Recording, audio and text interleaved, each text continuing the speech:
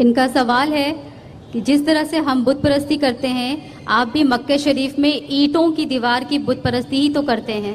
बहन ने बहुत आम सवाल पूछा है कि आप जब बोलते हैं इस्लाम में बुत परस्ती हराम है, तो आप मक्का में जब जाते हैं, मक्का में भी आप संगे अस्वद काले पत्थर को या ईंट को पूजा करते हैं, तो क्या फर्क है?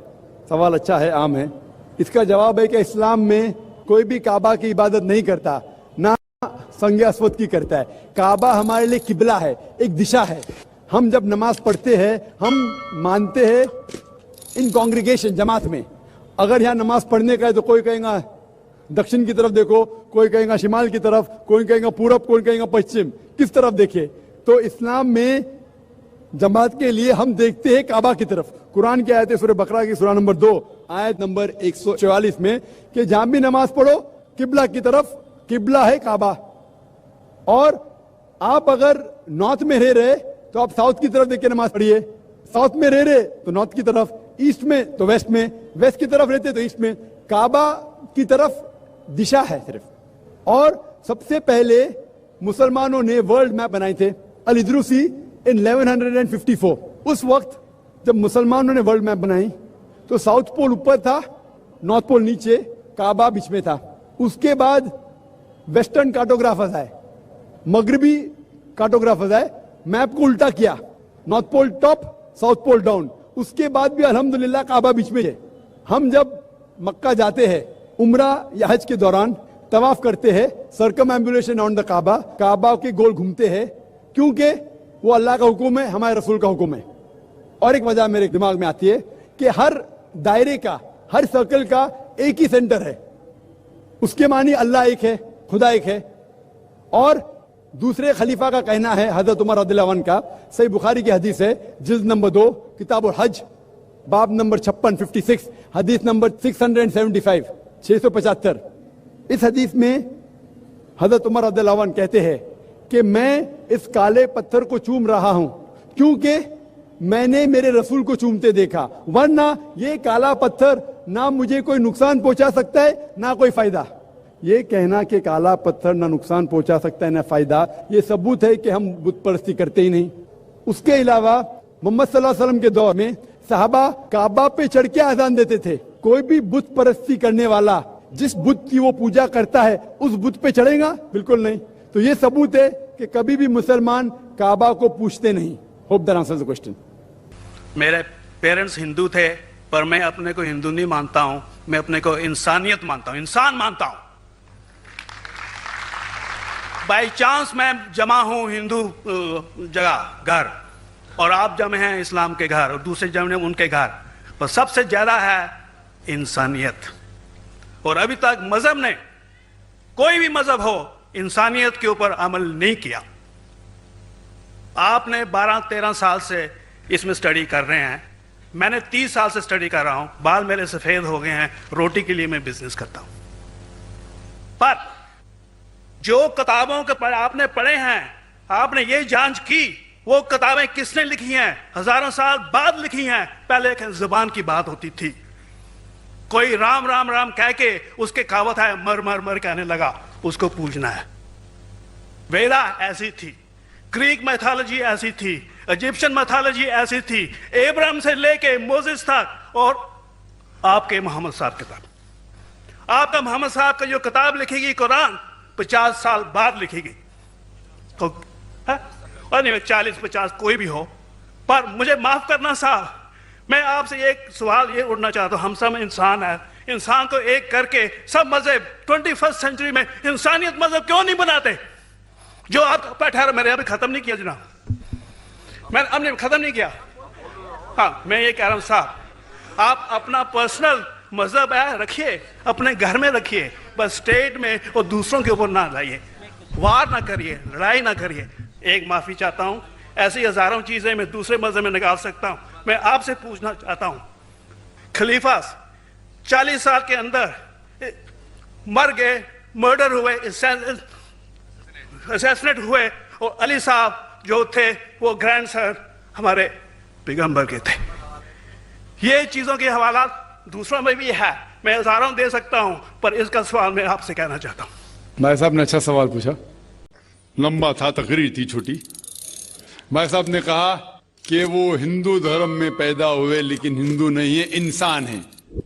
क्यों ना हम एक मजहब इंसानियत बनाते हैं। उनका जो कहना है वो इंसान है।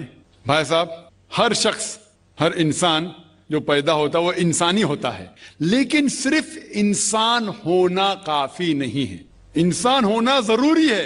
हर मुसलमान पहले इंसान होना जरूरी है उसे। इस्लाम की सारे बातें, एक भी बातें मैंने कहा मैं तकरीर में, इंसानियत के खिलाफ नहीं है। एक भी बातें मैं चैलेंज करता हूं, आप एक भी बात इस्लाम की बुनियादी बात बताओ जो इंसानियत के खिलाफ है। मुसलमान होने के लिए अच्छा इंसान होना जरूरी है। अगर आप अच्छे इंसान नहीं हैं तो मुसलमान हो ही नहीं सकते। लेकिन सिर्फ अच्छा इंसान होना काफी नहीं है। मिसाल के तौर पे डॉक्टर बनने के लिए 10वीं पास करना जरूरी है, फिर 12वीं, फिर डॉक्टरी। तो मैं कहूंगा डॉक्टर बनने के लिए स्कूल पास करना जरूरी है, लेकिन स्कूल पास करना काफी नहीं है। तो इस्लाम में अच्छा मुसलमान बनने के लिए अच्छा इंसान बनना जरूरी है, लेकिन सिर्फ अच्छा इंसान बनना काफी नहीं है। समझ रहे? क्यों? क्योंकि इंसान को जिसने पैदा किया उसकी इबादत करना जरूरी है। जिसने आपको पैदा किया, जिसने आपको पैदा किया, उसकी अगर आप इबादत नहीं करेंगे तो इंसानियत के नाम पे कलंक है। आप कहते हैं कि मजहब, जितने मजहब है सब भेदभाव पैदा करता है, नफरत पैदा करता है। आपने कहा, शंकराचार्य ने बिल्कुल सही कहा। शंकराचार्य ने कहा कि कोई भी मजहब नहीं सिखाता कि आपस में भेदभाव करना। उनकी भी स्टडी है, मेरी भी स्टडी, आपकी भी स्टडी है। आपने कहा कि मैंने 10-12 साल किए, आपने 30 साल किए। अगर आप 30 साल किए उसका मतलब नहीं कि आप मुझसे अच्छे हैं, जरूरी नहीं। मैंने नहीं कहा कि आपने कहा, मैंने ये भी नहीं कहा कि आपने कहा। मैंने कब कहा कि आपने कहा? मैं कह रहा हूं। मैंने कब कहा कि आपने कहा? मैं कह रहा हूं क्योंकि आपने कहा कि अब 30 साल की स्टडी की। मैं हिंदू मजहब पे भी चंद साल के, अल्हम्दुलिल्लाह सुम्मा अल्हम्दुलिल्लाह, कई शंकराचार्य से बात की, कई स्वामी जी से बात की, कई प्रीस्ट और फादर से अमेरिका में की। मैं तो अभी तक जवान हूं माशाअल्लाह। अल्लाह का फजल है, अल्लाह का फजल है। आपने कहा कि मजहब भेदभाव करता है, यह कहना बिल्कुल गलत है। मजहब भेदभाव नहीं करता। जो मजहब के मानने वाले हैं वो मजहब को सही तरीके से नहीं समझते हैं, इसीलिए भेदभाव पैदा करते हैं। वो अलग बात है। गलती है मजहब के मानने वाले की, मजहब की नहीं। ये कह रहे हैं कि मजहब की। मिसाल के तौर पे एक मर्सिडीज कार है, मर्सिडीज कार है, मुझे ये जानना है कि मर्सिडीज कार कितनी अच्छी है। तो एक ड्राइवर मर्सिडीज कार चलाते जो ड्राइविंग जानते ही नहीं और मर्सिडीज कार को ठोक देते, तो किसकी गलती है? मर्सिडीज गाड़ी की कि ड्राइवर की? अगर आपको जानना है मर्सिडीज का कितनी अच्छी है तो आपको यह देखना चाहिए स्पेसिफिकेशन, उसका पावर कितना है, हॉर्स पावर कितना है, माइलेज कितना है, सेफ्टी मेजर कितना है। उसकी तहकीक करने के बाद आपको कहना चाहिए कि कितनी अच्छी मर्सिडीज कार है। अगर जानना चाहिए कितनी अच्छी है तो उसको बिठाओ जो ड्राइविंग जानता है। तो इसीलिए इस्लाम को जानने के लिए मुसलमानों को मत देखो, अगर देखना है तो मोहम्मद सल्लल्लाहु अलैहि वसल्लम को देखो।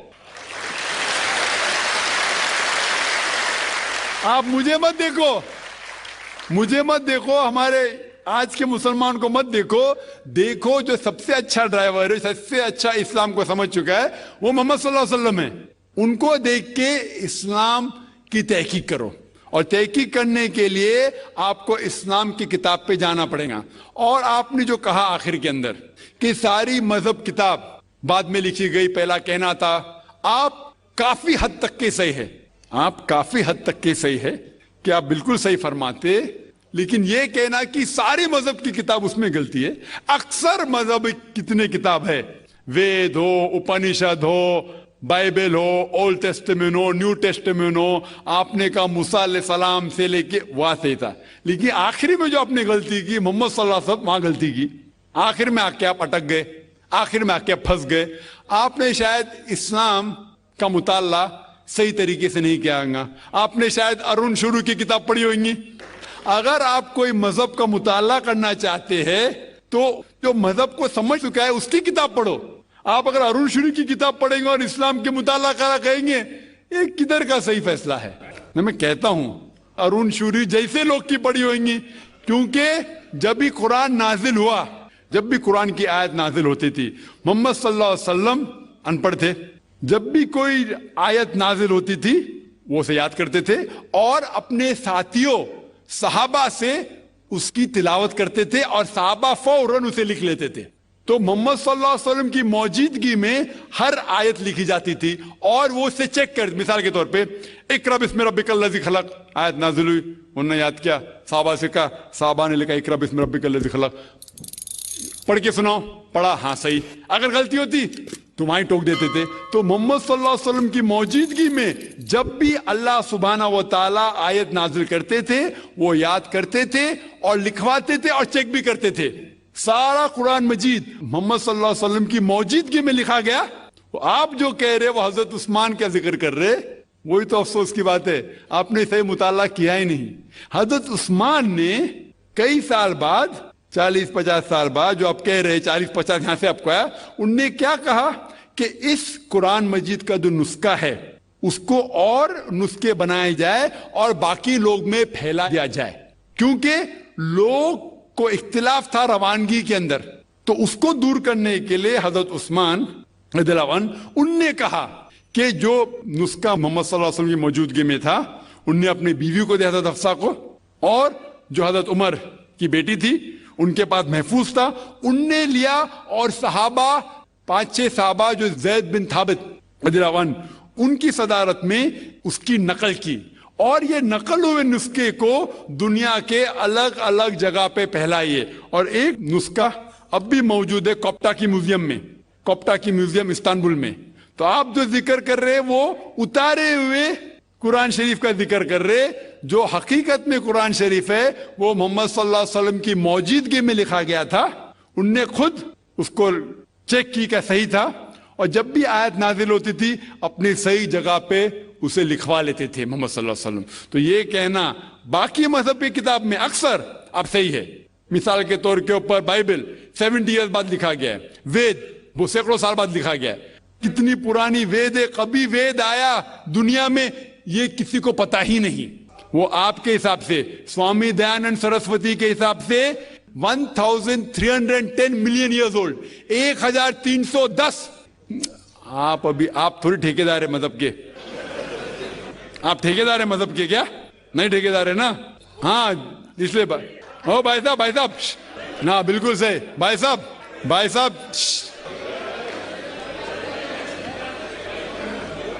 साहब, इसीलिए इख्तिलाफ जो है ये कम इल्मी के वजह से।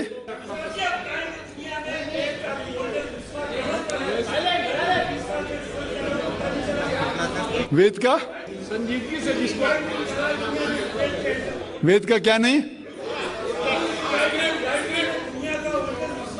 सब लोग चुप हो जाए, नहीं आवाज। भाई साहब ने कहा कि दुनिया का सबसे ओल्डेस्ट स्क्रिप्ट वेद है, वो कुछ हिस्टोरियंस कहते हैं, बट ओल्ड होना मतलब नहीं कि सही।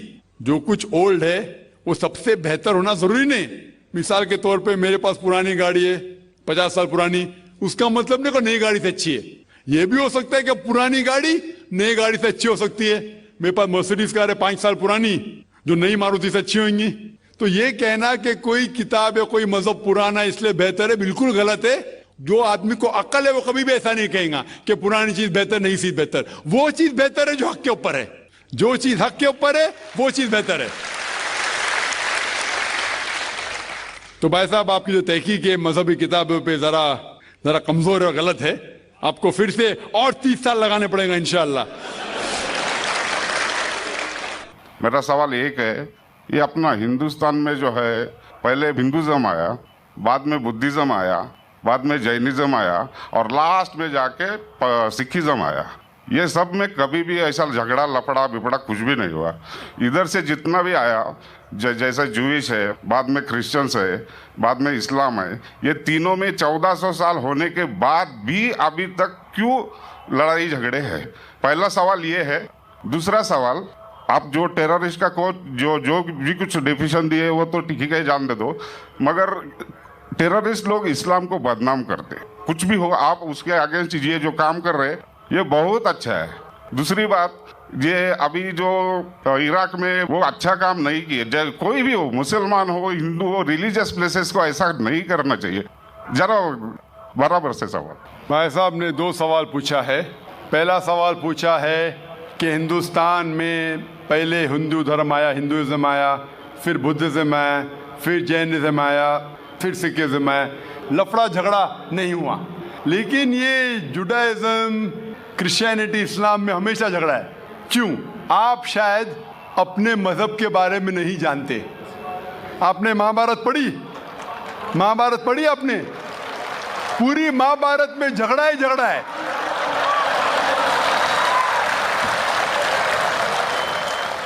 बाकी मजहब के ने अपने आपस में।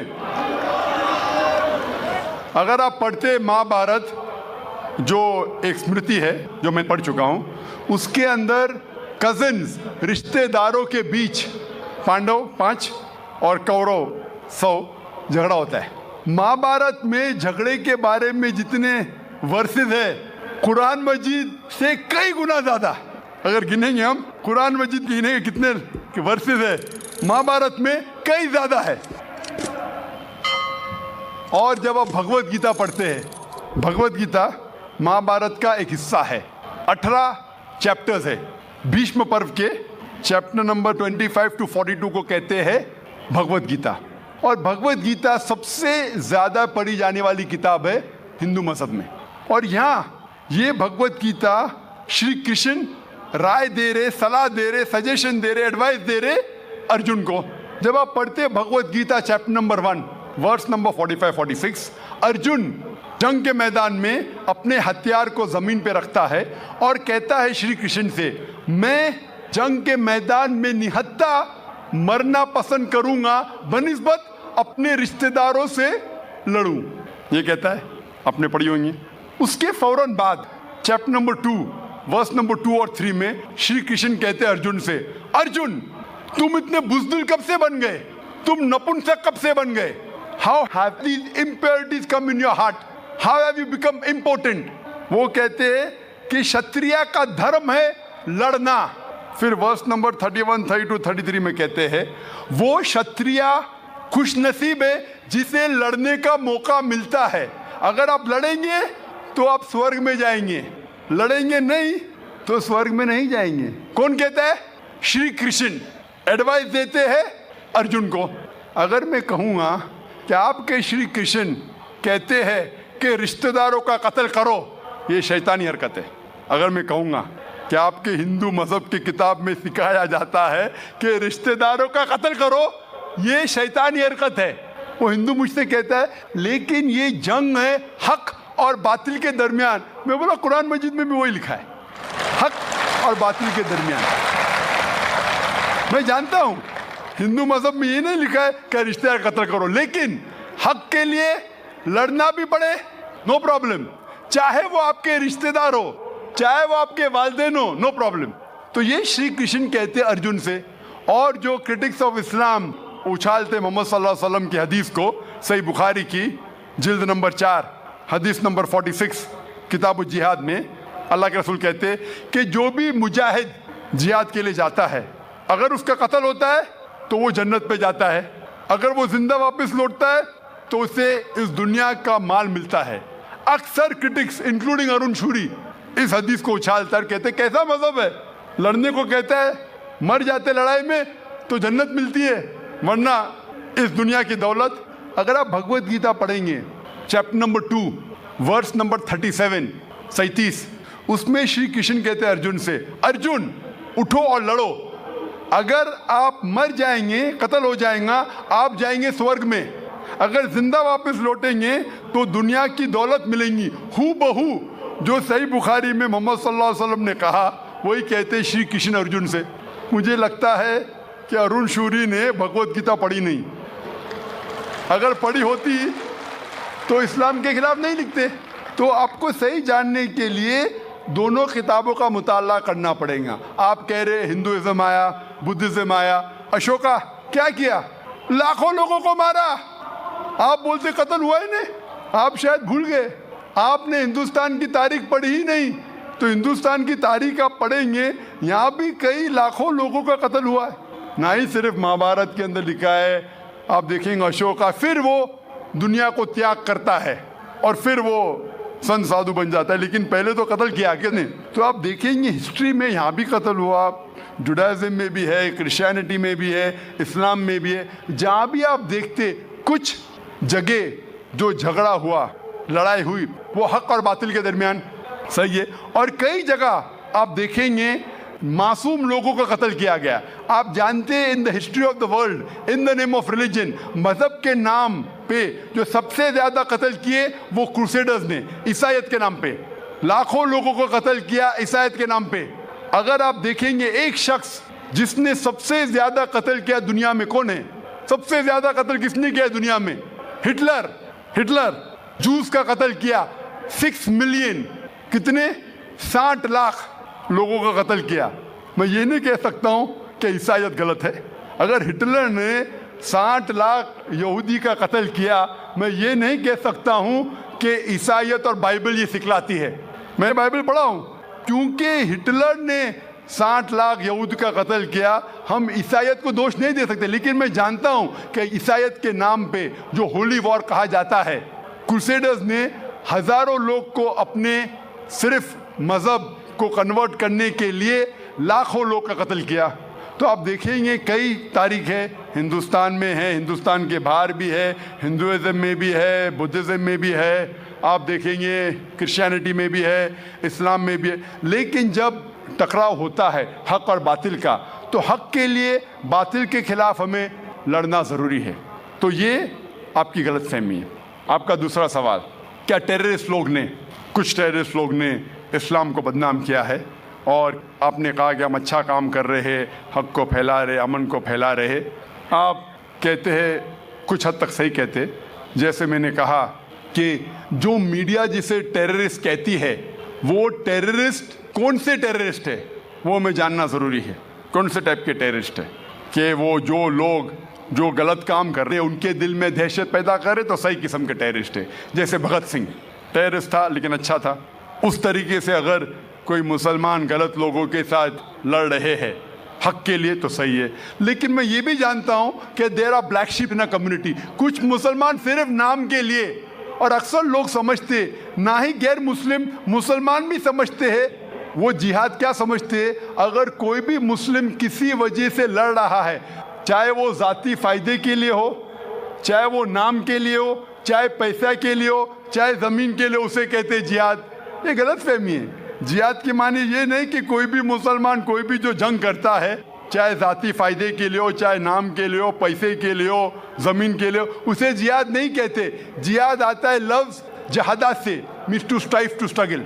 जिहाद इस्लामिक टर्मिनोलॉजी में to fight against one's own evil inclination, हमारी खुद की गलत नफ्स से झगड़ना, जिहाद करना, उसे कहते हैं सही जिहाद। माशरे को सुधारना को कहा गया है जिहाद। जंग के मैदान में सेल्फ डिफेंस में लड़ना, उसे कहा गया जिहाद। तो मीडिया इसे गलत फैला रही है। अगर आप जानना चाहते हैं कि सही में टेररिस्ट कौन है जो सही तौर पे मासूम लोग के दिल में दहशत पैदा कर रहा है, नंबर 1 टेररिस्ट आज की तारीख में, पुरानी बात छोड़ दीजिए, आज के तारीख में मासूम लोगों के दिल में दहशत पैदा कर रहा है, मेरे हिसाब से नंबर 1 टेररिस्ट है जॉर्ज बुश। आप जानते हैं कि सबसे ताकतवर मुल्क यूएसए, सबसे कमजोर मुल्क अफगानिस्तान पे बॉम्ब फेंक रहा है। ये क्या मर्दानगी है? क्या इसे मर्दानगी कहते? बॉम्ब फेंक रहा है ऊपर से, और हम देखते हैं किसके लिए इल्ज़ाम लगाते बिन लादेन पे। मैं बिन लादेन का दोस्त नहीं हूँ, मैं ये नहीं कहता हूँ बिन लादेन अच्छा है कि बुरा है। ओसामा बिन लादेन को मैं मिला नहीं हूँ, मैं जानता भी नहीं हूँ, तो ये मैं नहीं कहता हूँ कि ओसामा बिन लादेन टेररिस्ट है क्या नहीं। लेकिन अगर मान भी लो, जितने प्रूफ है सब गलत है। अफगानिस्तान बोलती है यूएसए से, आप हमको प्रूफ दो, वो प्रूफ देते मुशर्रफ को, टोनी ब्लेयर को। प्रूफ मांग रहे अफगान लोग, दे रहे मुशर्रफ को, टोनी ब्लेयर को। ये किधर का इंसाफ है? क्योंकि उनके पास प्रूफ है ही नहीं। अगर मान भी लो बहस के तौर पे, फॉर सेक ऑफ आर्ग्यूमेंट, अगर एक शख्स ने ऐसा गलत काम किया, आप एक शख्स के लिए क्या सारे देश के ऊपर बम डाल सकते? 1000 लोग का कत्ल कर रहे, क्या हक है उनको? फिर जाते इराक के पास 1000 लोग को मारते। मैं ये नहीं कहता सद्दाम हुसैन अच्छा इंसान है, मैं ये नहीं कहता हूँ, मैं जानता हूँ काफ़ी गलतियाँ की, लेकिन जो इराकी लोग सद्दाम हुसैन के टाइम पे जो उनको तकलीफ हो रही थी, अभी उससे कई ज़्यादा हो रही है, कई ज़्यादा। कौन कर रहा है? George Bush. ये तो मैंने 5 साल पहले कहा था ऑस्ट्रेलिया में, जब मुझे अमेरिकन कॉन्सुलेट ने पूछा था सवाल कि do you consider Osama bin Laden terrorist, तो मैंने उस वक्त कहा था, चंद महीने बाद, 2-3 महीने बाद, 11 सितंबर के बाद, I consider number 1 terrorist to be George Bush, और हेडलाइंस में आया था। आज तो कई लोग कहते हैं कि जॉर्ज बुश टेररिस्ट नंबर 1 है। अमेरिका में भी जब एक सर्वे हुआ था, एक प्राइवेट ऑर्गेनाइजेशन ने सर्वे की थी यूएसए में, जानने के लिए 3 नाम दिए उनने, कौन सबसे बड़ा टेररिस्ट है, Osama bin Laden, Saddam Hussein या जॉर्ज बुश। नंबर 1 हमेशा जॉर्ज बुश है। गैर मुस्लिम भी कहते हैं सबसे नंबर 1 टेररिस्ट है जॉर्ज बुश। सबसे लोएस्ट परसेंटेज उसको मिला 73%, और कुछ लोग ने 78% लोग ने कहा कि टेररिस्ट नंबर 1 जॉर्ज बुश। अभी उन्हें पता लग रहा है 5 साल बाद, 6 साल बाद। मैं तो पहले कहा था। तो आप मुझसे पूछेंगे कि ये मीडिया ऐसे लोग को लेके उछाल रही है और मीडिया बदनाम कर रही, जो हालात हो रही है, कोई भी मजहबी, चाहे टेम्पल हो, चाहे चर्च हो, चाहे मस्जिद हो, कुरान में लिखा है उसको डिस्ट्रॉय नहीं करना चाहिए। कोई भी, कुरान की आयत है, do not destroy temples, churches, places of worship, गलत है। तो कुरान में भी लिखा है। तो कोई भी शख्स ये करता है, टेम्पल या मस्जिद या मोनेस्ट्रीज या सिनेगॉग्स को तोड़ता है, तो ये इंसानियत के खिलाफ है और कुरान मजीद के खिलाफ भी है। Hope that answers the question.